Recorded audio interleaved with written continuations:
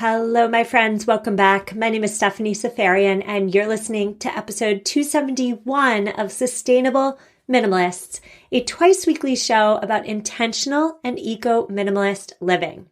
On today's show, we are getting into the psychology behind quick fix thinking. We want new stuff, and we want it now. We want food at our doorsteps in 30 minutes or less, new clothes with 2-day expedited shipping. Heck, maybe it's Friday or Saturday night and we want a date. We can have all of that and more at our fingertips. But when we don't get what we want in a relatively speedy time frame, we're not happy.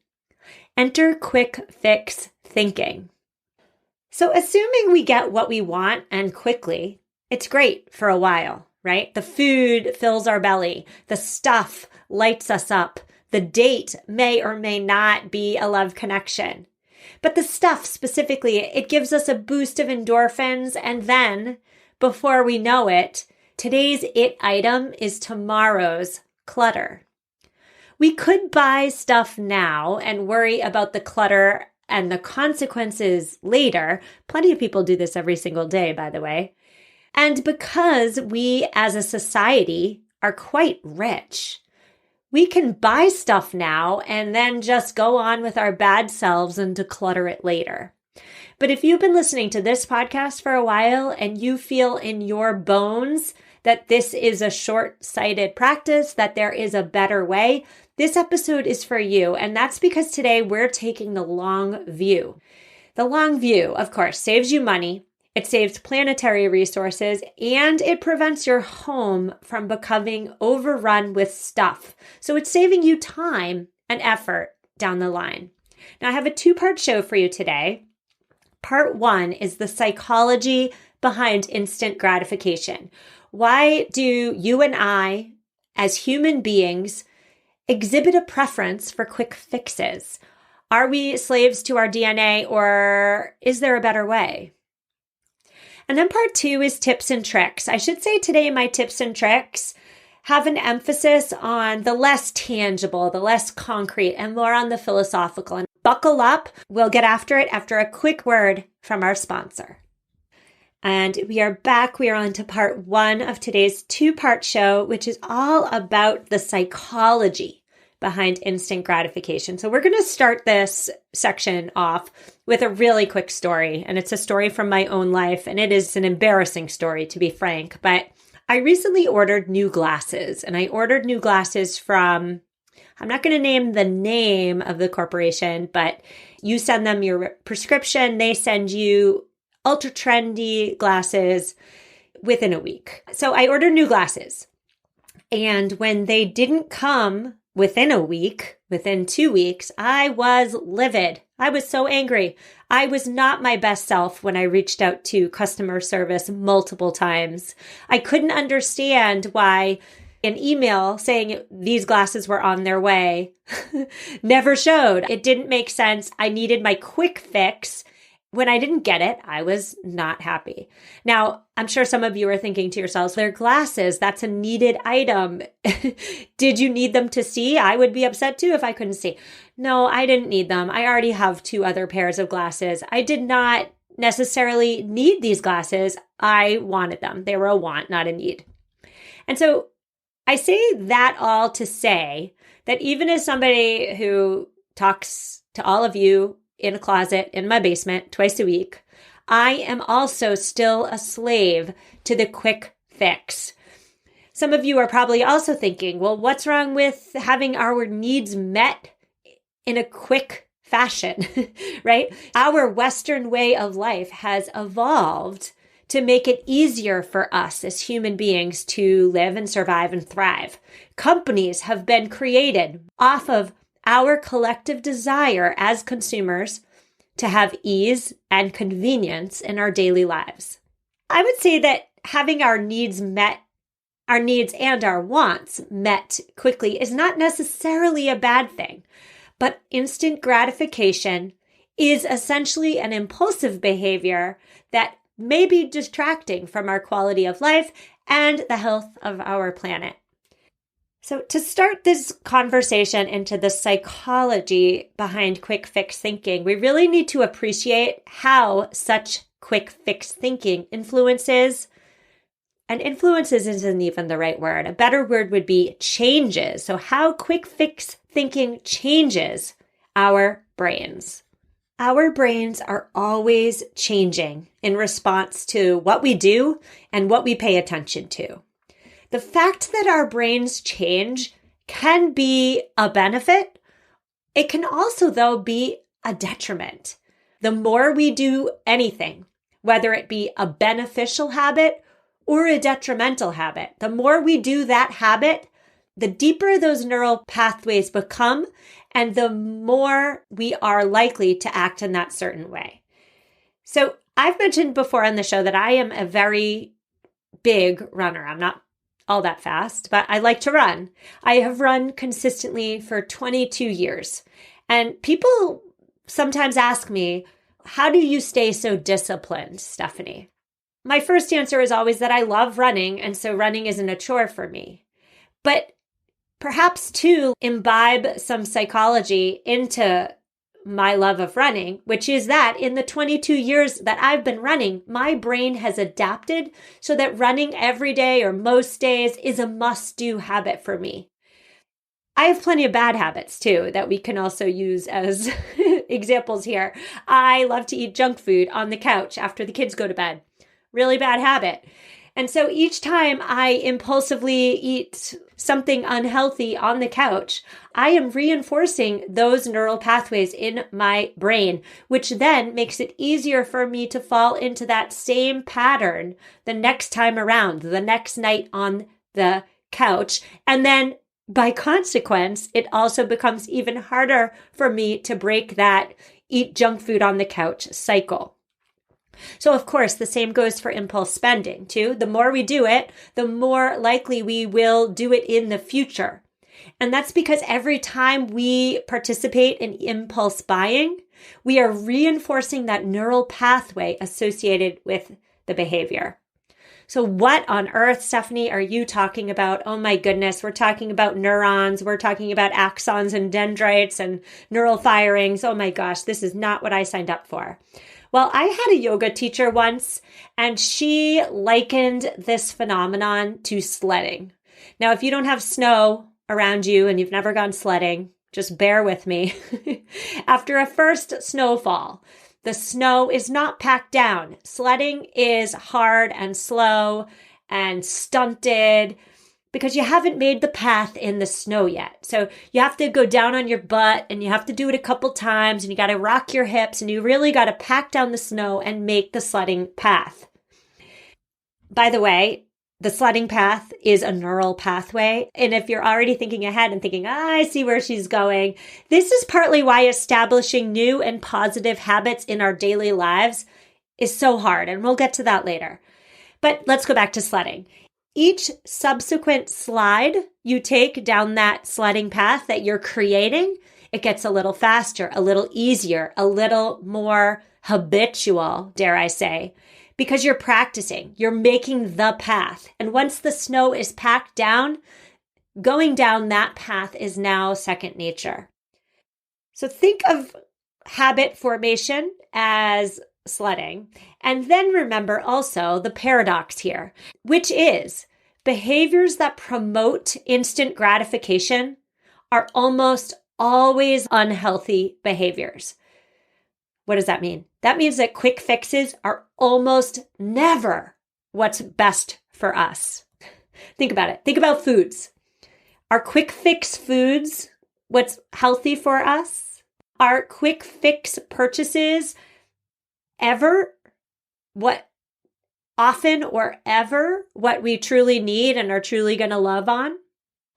Is staying up late and watching Bravo and eating ice cream a quick fix, essentially?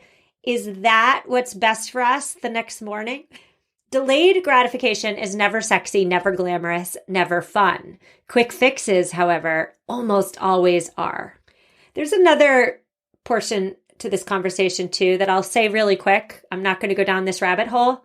But as we continue our quest for quick fixes, we experience dopamine surges in our brains long before we experience any reward. So what does that mean? So just seeing a targeted ad for this great new item on social media is enough for dopamine to be released, for a powerful craving to hit you, and for it to be more challenging for you to break the unhealthy quick fix spending habit. But let's bring this around. This is not a doom and gloom podcast episode. Don't forget, all is not lost. Remember the sledding hill. It is possible to change your brain. It is possible to change your habits. The more we look for instant gratification and quick fixes in our daily lives, the more likely it is that these quick fixes will distract us from our long-term goals. So think about it. If your goal is weight loss, that's your long-term goal. Let's say losing 10 pounds. Is junk food on the couch, which is a quick fix, going to help or hinder that long-term goal? Think about going to bed early, right? Or think about getting physically fit. You want to exercise more. That's your goal. But sleeping in sounds really good. It's a short-term goal. Is sleeping in going to help or hinder your goal of getting out and doing some exercise? How about financial security? We all want financial security, right? Financial security is a long-term goal. Impulse buys are a short-term one. And then finally, having a minimalist and organized home. I think if you're listening to this show, you want that. If you don't already have it, you want it. Is buying stuff you don't need, which is a quick fix, an instant gratification, if you will, are those quick fixes, short-term goals going to help or hinder your long-term goal of having a minimalist and organized home? Humans do tend to value current outcomes, short-term goals, over long-term ones. What does that mean? That means that our brains, as a species, are pre-wired to care more about the here and now than the future. Hello, climate change. If this isn't climate change in a sentence, I don't know what is. We're also worried about today. We can't think 30 years from now as a general. Some of us are. All of us listening to this podcast are thinking 30 years from now and the state of the planet. But the general ethos, the general feeling of the moment is not so concerned about what this planet's going to look like 30 years from now, right? There are many reasons for humans to have this neurological preference. Some reasons are internal, meaning we're born with this preference. Others are more external, meaning our lot in life has created this preference for the short term. So there are so many reasons. I am not giving them all by any means. I'm just giving you 4 when there might be dozens or more, but I picked a couple that I thought were interesting. The first one is, of course, an internal reasoning for this preference, and that is our DNA. From an evolutionary perspective, humans' instincts is to seize the reward at hand. Evolution has given us a strong desire for immediate reward. So think about that. In prehistoric human environments, the availability of food was uncertain. So are we going to save that food for tomorrow if we're hungry right now? No, we're probably going to eat it because eating it now ensures immediate survival, perhaps reproduction. Think about a fox. I saw a fox this morning as I was walking my daughter to the bus stop. Is the fox thinking about a year from now? No, the fox is thinking about finding breakfast. Same thing. Another internal reason why humans tend to prioritize short-term rewards, and that is cognitive capacity. I thought this was so interesting, and so I had to share it. Higher intelligence levels is associated with a more future-focused tendency. The reason for that is because thinking about the future involves the prefrontal cortex. So it involves executive functioning, and that's often linked to intelligence. So that's not to say that everybody who has a high IQ score, did great on the SATs, is future focused. Not saying that. I am saying that intelligence does come into play. Now, I have 2 external forces for you too. The first one is, of course, poverty. Perhaps your lot in life led you to live in a home in which resources are scarce. If that sounds accurate for you, the pressure of your present needs can delay long-term goals. So you have a stronger focus on getting your immediate needs met, totally understandable. And so then future goals fall to the wayside. A final external factor for some of us is uncertainty. Perhaps we have grown up in, perhaps we continue to live in an uncertain environment. Perhaps you just got a terrible health diagnosis. You're not necessarily going to be thinking about 10 years from now. You're going to be thinking about right here and now. Perhaps you have had a lifetime to learn to distrust other people. Perhaps people have consistently let you down. That may play a role in your resistance to delaying gratification, right? You've learned that life is uncertain, and so delaying gratification doesn't sound like a smart choice. Understandable. So internal and external factors can be at play. Those are just a few of them. So we're going to break for another ad. And when we come back, I am going to offer up my 5 best and most philosophical tips for all of us seeking to step away from quick fix thinking. And we're back. We're discussing quick fix thinking. We're also on to part 2 of today's conversation, which is some tips for you, some tricks, some thoughts for you to maybe keep in the back of your mind the next time you see a really phenomenal targeted ad and you want it, you need it, and you desire it right now. Let's first all get on the same page and know that step 0 is knowledge. It's knowing what we all now know about indulging in quick fixes. The more we seek out a quick fix, the more likely we will seek out quick fixes in the future. So simply being more conscious about the frequency and the consequences of instant gratification is actually step 0. And we're all right there. Because if you're listening to this moment of this podcast, we've all got the knowledge. So we've all acquired real important knowledge to move forward with. So that's step 0. We're all there. Now we're on to tip 1. Tip 1 is to remember that because the brain changes, we can reverse bad habits.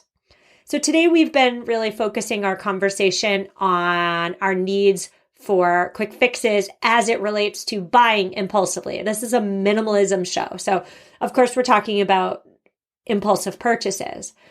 But any bad habit we have in life can indeed be reversed. I'm saying it really loud because I really, truly feel and believe that in my bones. Think about the sledding hill.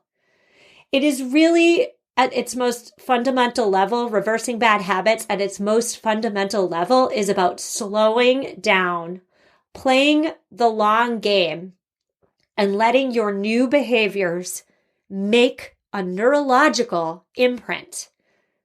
If you want to go to bed earlier, it's about making the choice to go to bed earlier day after day after day until the habit makes its imprint, until the snow is packed down so that your sled goes down that trail easily. Going to bed early kind of stinks, but changing your going to bed late habit is about doing the same stinky habit day after day until it sticks. If you want to start exercising, it's about scheduling in your exercise and doing it even though it's hard, even though you're sweaty, even though you're time crunched, and doing it over and over again so that it's so ingrained in your life, you can't fathom a day without exercise. And by the way, going back to my running habit, it might take you years. It might take you a decade to get there. Positive change rarely, if ever, in my experience, positive change never happens overnight. It's really easy to adopt a bad habit. It's really hard to make a good habit stick, whatever that good habit is. But don't forget, it is possible. And so bringing this back around to today's conversation with regard to shopping, if you want to buy less junk and save more money, it's about consciously and intentionally not buying that glamorous new it item. It's about not buying, making that choice to not buy over and over again. It will get easier the more you practice. Hello, sledding hill. I got to say it. I love that sledding hill. I promise it will get easier, but it's going to be really darn hard at the outset. Okay, so how do you do this? Tip number 2 for you is to, of course, ask yourself, what void inside of you are you trying to fill with this external thing? When you're going to buy something, are you trying to satisfy boredom? I am home with my kids from, 2:30 to bedtime every afternoon. And I'm busy, very busy, but I'm also strangely bored. There's not much intellectual stimulation with regard to sitting on the floor, doing imaginary play. For me personally, I know some parents love it. It's not my cup of tea. So are you thinking about buying something because you're bored? Can you get excitement? Can you get out of that boredom rut without buying something? For me, I should say, my default emotion tends to be like a slow simmer. And if you have no idea what I mean by that, I get it. It's weird. Think about a pot of water boiling on a stove. It's not calm, but it's not at a full-fledged boil. It's bubbling, it's active, it's not at rest, but it's also not crippling, crazy, uncontrolled emotions, anxiety either. It's this constant state of like mild alertness. And so just knowing that my default state is a simmer and monitoring that simmer throughout my day is enough of a check-in for me to realize that the thing that I'm thinking about buying will have no effect on my simmer level. So the thing, the purchase, it's really just a distraction then. It's not a solution. So ask yourself, what's going on inside and how can I fill or fix what's going on inside without buying a thing? That's tip number 2. Tip number 3, very philosophical, but maybe you need to hear this today. I need to hear this often. You have nothing to prove to anybody. You have nothing to defend. You are so much bigger than the clothes you wear and the car you drive and the stuff you own. What I'm trying to say here is it's about getting in touch with your true self. Your true self is who you are by nature. It's who you are inside.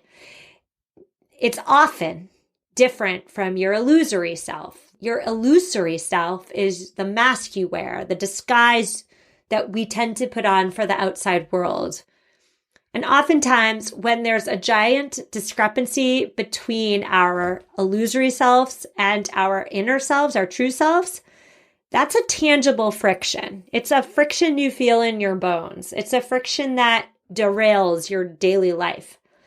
If you feel that, remember, you are so much bigger than the stuff you adorn your external self with. You are all you need. Related to that is my next tip for you, which is to remember, and this is a negative statement, so I'm going to flip it in a minute. So it's negative. Stay with me. Remember, if you are not happy with what you already have, you likely will not be happy with more. And this is such a truism, but it's also a truism because it's true. If you are not grateful for your abundances, no new thing is going to be a quick and effective fix. It's going to be a quick fix, but it's not going to be a long-lasting effective fix. The source of happiness lies within. And so then let's make this positive. Let's flip the script. The converse is also true. People much wiser than me say all the time that if you focus on your blessings, and we all have blessings, by the way, no matter how dark it seems, no matter how rough things feel right now, if we make it a habit to focus on our blessings will indeed multiply. Now, my 5th and final tip for you today is if all else fails, if all my other tips were just too pie in the sky for you today, they don't make any sense, Stephanie's talking gibberish, My final tip for you today is to remember that it is entirely possible to retrain your brain to unwant it before you buy it. How often does it occur where, oh my gosh, you see something, you need it, you want it, you buy it, you bring it home. It's amazing. It's so great. I'm so glad I have this. It's fixing all my problems. And then once the dopamine wears off, and once reality sets in that you spent X amount of dollars on this thing and oh my goodness, it hasn't really improved the quality of my life at all, you realize that there's one little thing or oftentimes many little things that makes the item decidedly less than perfect. Know that you can unwant things before you hand over your credit card. It is possible. And it starts by when you're shopping, by when you're in a store, by when you're perusing online. You pick items apart. You analyze the potential purchase from every angle. You be overly critical. You pick out the flaws on purpose. You play devil's advocate. You slow down the purchasing process to a snail's pace. You train yourself to see all the flaws instead of all the great things as to why you need it. Try that next time. Next time you see something great, think about everything that wouldn't work about the item in your life and see if that is enough to start that sledding hill process, to start the retraining of your brain to step away from the quick fixes and towards the longer term goals. So I still hope this episode helped you today. It was a way longer episode than I was expecting. I just am a chatty Cathy today. I have one really quick housekeeping issue to discuss. I have an idea for a new series, and I'm so hoping you guys are going to jump on board. I get a lot of messages, emails, requests, thoughts on products. People send me a link to a product and say, is this good? Should I buy this? Is it healthy? Is it eco-friendly? Is it this? Is it that? I would love to start a new series on the podcast where you send me a product. I do all the research for you. I look into it. I tell you if the claims are truly accurate. And I do that on the podcast. So if you have an item you've been eyeing and you're not sure if it's greenwashing, if you're not sure if it's truly effective, if you're not sure that the energy consumption it requires is worth the price, you just send me the product. I want to do that research for you. I love doing that stuff for you. Send me a product, send me your questions about the product, and I'll do all the hard work. And then I'll make a podcast episode out of it. So email me, reach out to me on social media. Love to do that. I also just want to say too, before we say goodbye, that I know that you have countless options for how you spend your limited and precious free time. And I'm so grateful that you choose to spend it with me. So thank you so much. I will see you on Tuesday for your regularly scheduled interview. See you then, and take care. Target has Laundry Day covered because they offer a great selection of concentrated Tide Pods to help with all your laundry needs. Tide Pods clean, freshen, and help rejuvenate your clothes with odor fighters and stain removers. Did you know Tide Pods clean better than the leading liquid bargain detergent? Tide Pods are powerful enough to make your whites white and your brights bright, even in cold water. Just toss in 1 Tide Pod for small loads, 2 for medium, 3 for large. It's that easy. For great value and convenient pickup options, get Tide Pods today at Target. Switch to Metro by T-Mobile and save more. Get the new iPhone SE now with 5G at the lowest price in prepaid. Just $99.99. I post a lot. And thanks to the iPhone SE with 5G and advanced 4K camera, I'm snapping and sharing while my followers are smashing the like button. Switch and get the iPhone SE for just $99.99. Only at Metro. Save more versus national prepaid brands. Limited time offer. In-store only. Price for 64GB model with eligible port. $60 plan and ID. See 5G device coverage and access details at metrobytmobile.com.